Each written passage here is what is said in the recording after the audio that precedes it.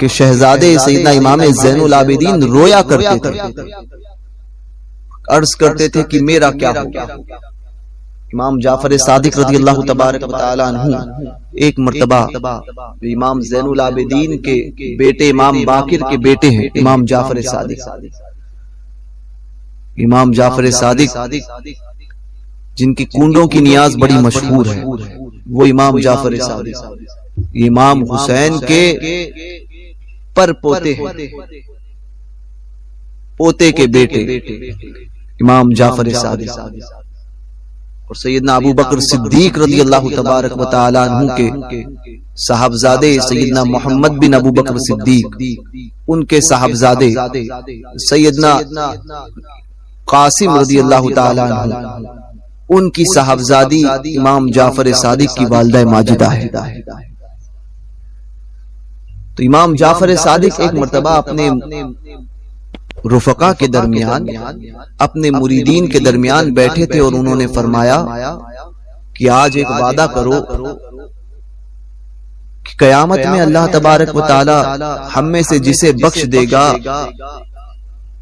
وہ اپنے ساتھیوں کی بخشش کرائے بغیر جنت میں داخل نہیں۔ لوگوں نے عرض کی اے ابن رسول اللہ، ہمارے معاملات تو سمجھ میں آتے ہیں، آپ اللہ تبارک و تعالی نے آپ کو وہ منصب عطا کیا ہے کہ آپ جسے چاہیں گے اس کی بخشش ہوگی، پھر بھی آپ کہتے ہیں کہ مجھ سے وعدہ کرو اگر ہم میں سے کوئی بخشا گیا تو تم مجھے بھی لے کر جاؤ گے۔ تو امام جعفر صادق فرماتے ہیں میرے اعمال اس قابل نہیں کہ رب کی بارگاہ میں پیش کیے جائیں، بتائیے وہ جس نے امام باقر کی آغوش میں پرورش پائی ہو اور خود امام کے منصب پر فائز ہو، اور جو ائمہ اہل بیت اطہار میں سے چھٹے امام کی حیثیت رکھتا ہے وہ امام جعفر صادق، ان کے خوف کا عالم یہ ہے، اور ہم ایسے ہیں کہ ہم کو کچھ فرق ہی نہیں پڑتا ہے کہ آخرت کیا ہے، موت کیا ہے، رب کی بارگاہ میں حاضری ہونا ہے اور منہ دکھانا ہے۔ ابھی چند روز پہلے حالات آپ کو پتا ہے جس وقت حالات کیا ہوئے اور کس طرح سے حالات خراب ہوتے جا رہے ہیں۔ ابھی انہی مشرکوں کا یہ منصوبہ ہے کہ مسلمانوں کے درمیان ان کے اندر ایک منصوبے میں یہ شامل ہے کہ نشے کو اتنا عام کیا جائے کہ وہ دن و رات نشے میں مدھن رہے، تاکہ ان پر کام کرنا آسان ہو جائے۔ بتاؤ ہماری قوم میں یہ چیز عام ہوئی یا نہیں؟ نوجوانوں میں نشہ جتنی تیزی سے عام ہوا ہے، کبھی کوئی چرس، کوئی گانجا، کوئی انجیکشن کے معاملات اور طرح طرح کے نشے، یا تو کوئی زنا کی برائی میں ملوث، اور پھر سمجھتے ہیں کہ ہم کامیاب ہو جائیں تو یہ ہونے سے رہا۔ سنیوں اپنے حق کے لیے کھڑے ہونا سیکھو، یاد رکھیے اسلام کسی کا احسان باقی نہیں رکھتا، کسی کا۔ اسلام وہ عظیم مذہب ہے کہ جو ایک مرتبہ اسلام کی تعریف کر دے نا، اسلام اس کا احسان کو باقی نہیں رکھتا، ہزاروں میں اس کا چرچا کرا دیتا ہے،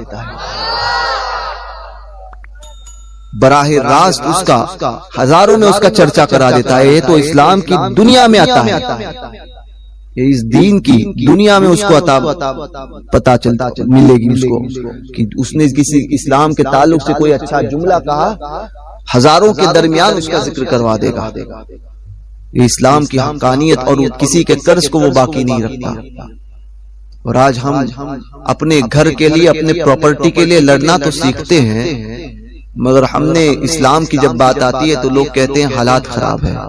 میں کہتا ہوں اس دور کے حالات خراب تم کہتے ہو جس کو پیٹ بھر کے کھانا ملتا ہو، جو 2 وقت کا کھانا کھاتا ہو، جس کے سر پہ اللہ نے چھت رکھی ہو، جس کو اللہ نے پراپرٹی دی ہو، بینک بیلنس دیا ہو، جس کے ساتھ میں اس کے گھر والے ہو، وہ کہتا ہے کہ حالات خراب ہے۔ وہ صحابہ کا دور دیکھو، پیٹ پر پتھر باندھے ہیں اور دین کا کام کیا ہے۔ انہوں نے تو نہیں کہا تھا حالات خراب ہے، اپنے گھر کو چھوڑا ہے، ہجرت کی ہے۔ آپ کے ساتھ میں یہ معاملات ہوئے ہیں کہ آپ کو آپ کا وطن چھوڑنا پڑا؟ صحابہ نے چھوڑا، کبھی انہوں نے یہ نہیں کہا حالات خراب ہے۔ ارے جنگ احد کے موقع پر وہ مصعب بن عمیر رضی اللہ تبارک و تعالی عنہ، جن کے تعلق سے میرے آقا نے فرمایا تھا کہ میں نے مکے کی گلیوں میں اس سے خوبصورت کسی کو نہیں دیکھا تھا، وہ مصعب بن عمیر جب چلتے تھے، جب گلی سے گزرتے تھے تو لوگ لوگ بتا دیتے تھے کہ اس گلی سے مصعب گزرا ہوگا۔ خوشبو اتنی مہنگی لگاتے تھے کہ اس وقت وہ خوشبو کسی اور کو میسر نہیں آتی تھی، وہ خوشبو لگاتے تھے ماں باپ کا اکلوتا بیٹا مصعب، وہ مصعب بن عمیر رضی اللہ تبارک و تعالی عنہ اتنی مہنگی خوشبو لگاتے تھے۔ وہ کپڑا پہنتے تھے کہ مکے میں شاید ہی کوئی دوسرا ویسا کپڑا پہنتا ہو، اتنی خوبصورتی کا عالم۔ ماں نے اتنی نازوں سے پالا تھا کہ کبھی پیر میں کانٹا چبھنے نہیں دیا تھا۔ سوچو جب حضور پر نگاہ گری اور حضور کے زلفوں کے اسیر بن گئے تو اب ماں کے تیور بدلے ہیں۔ ماں نے سختی کرنا شروع کی، مصعب کا کھانا بند کر دیا۔ حضرت مصعب بن عمیر رضی اللہ تبارک و تعالی عنہ نے اس طرف توجہ نہیں دی۔ سختی اس لیے کہ پھر سے حضور کے دین کو چھوڑ دے، مگر جو حضور کا عاشق بنتا ہے نا، پھر اس کے سامنے مشکلات کوئی چیز نہیں ہے۔ وہ حضور کے مصعب بن عمیر رضی اللہ تبارک و تعالی عنہ نے اس کو برداشت کیا۔ ماں نے بات چیت چھوڑ دی۔ ایک مرتبہ تو یہ کہا کہ اگر تم ایسا نہیں کرو گے تو میں جان دے دوں گی۔ حضور کے دین کو نہیں چھوڑو گے؟ مصعب نے جواب دیا کہ ماں، حضور کے دین پر تجھ جیسی ہزاروں مائیں اللہ تبارک و تعالی عنہ کو جو چادر اڑائی گئی تھی وہ اتنی چھوٹی تھی کہ اگر سر ڈھانپتے تو پیر کھلتا، پیر ڈھانپتے تو سر کھلتا۔ حضور نے فرمایا سر کو ڈھانکو اور پیر پہ اس خرنا میں گھاس جو ہے وہ ڈال دو۔ وہ ڈالی گئی۔ حضرت مصعب بن عمیر رضی اللہ تبارک و تعالی عنہ اس حالت میں بھی صحابہ نے یہ زبان سے نہیں جاری کیا کہ حالات خراب ہیں، اور آج ہم کو سب کچھ مل رہا ہے اور پھر بھی ہم کہتے ہیں حالات خراب ہیں۔ تو ہم نے اپنے آپ کو مسلمان تو کہہ دیا زبانی طور پہ، یہ دل ابھی تک اس کی حقیقت کو نہیں سمجھتا۔ ہم صرف عیش و عشرت میں یا اپنے گھروں میں آرام سے اپنی پراپرٹی کو بچانے میں یا پراپرٹی کمانے میں لگے ہوئے ہیں اور سمجھتے ہیں کہ نہیں ہمیں کیا ضرورت ہے۔ یاد رکھنا سوال آپ سے بھی ہوگا۔ کل جو آگ وہاں لگی تھی اللہ نہ کرے وہ آگ آپ کے گھر میں لگے۔ اسی لیے کھڑے رہنا سیکھو۔ ناموس کا مسئلہ ہو، حضور کی ناموس کا مسئلہ ہو، سرکاروں کی عظمت کا مسئلہ ہو تو کھڑے ہو کر احتجاج کرنا سیکھو۔ کھڑے ہو کر احتجاج کرنا سیکھو۔ اپنی اولاد کو سکھاؤ کہ جب سرکاروں کی عظمت کی بات آئے نا تو اپنی جان دینے میں کمی نہیں کرنا۔ باپ اپنی اولاد کو سکھائے کہ میری اولاد، میرے بیٹے، تو اگر میرا بیٹا ہے اور میری پرورش کا حق ادا کرنا چاہتا ہے تو کبھی یہ موقع ملے تو اپنی جان کو دے دینا۔ میں سمجھوں گا کہ میں نے تیری پرورش مکمل کی اور تو نے میری پرورش کا حق ادا کیا۔ ماں اپنی اولاد کو سکھائیں۔ یہ تبھی ہوگا جب انقلاب پیدا کریں گے۔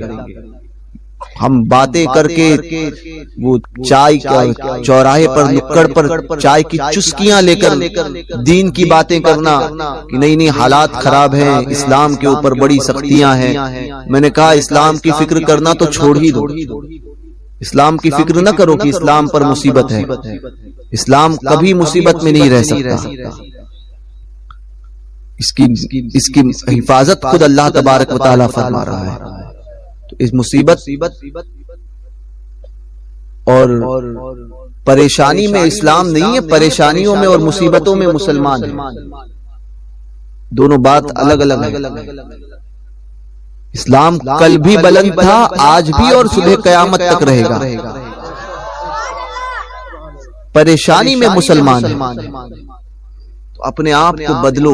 جب بدلو گے نا، حضور کے سچے غلام بن جاؤ گے نا، دیکھو یہ حکومت، یہ دلے جو ہے نا، یہ تمہارے قدموں میں تلوے چاٹ رہے ہیں. تم نے اپنے آپ کو سمجھا ہی نہیں ہے تم ہو کون. تم اس قوم سے تعلق رکھتے ہو جو جہاں گئی ہے وہاں پر فتح کا جھنڈا لہرا ہے. جس نے کوانٹٹی پر بھروسہ نہیں کیا ہے، جس نے کوانٹٹی پر بھروسہ نہیں کیا ہے، اس نے ایسی کوالٹی پیدا کر کے دی ہے کہ جس نے صرف یہ بھروسہ کیا ہے کہ ہمارا مالک تنہا اللہ ہے، ہم نے حضور کا کلمہ پڑھا ہے، اس دین سے تمہارا تعلق ہے. تم نے اپنے آپ کو سمجھا ہی نہیں ہے. تم نے دنیا کو سب کچھ سمجھ لیا ہے اور دنیا کی خوبصورتی میں تم ایسے گم ہو گئے ہو کہ تم سمجھتے ہو کہ ہمیں جینا ہی نہیں ہے، ہمیں اسی دنیا میں رہنا ہے، ہمیں حقیقت سے کوئی جو تعلق نہیں ہے.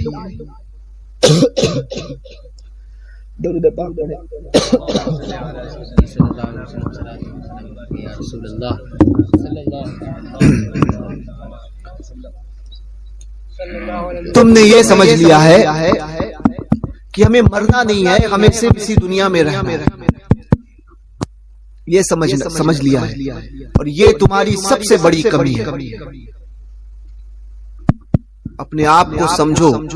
آج بھی ہم حقیقت میں عاشق رسول ہو گئے نا، صحیح طور پر مسلمان ہو گئے نا، تو قسم خدا کی ہندوستان تو بہت چھوٹا ہے، ساری دنیا کی حکومت تمہارے قدموں میں رب تبارک و تعالیٰ ڈال دے گا.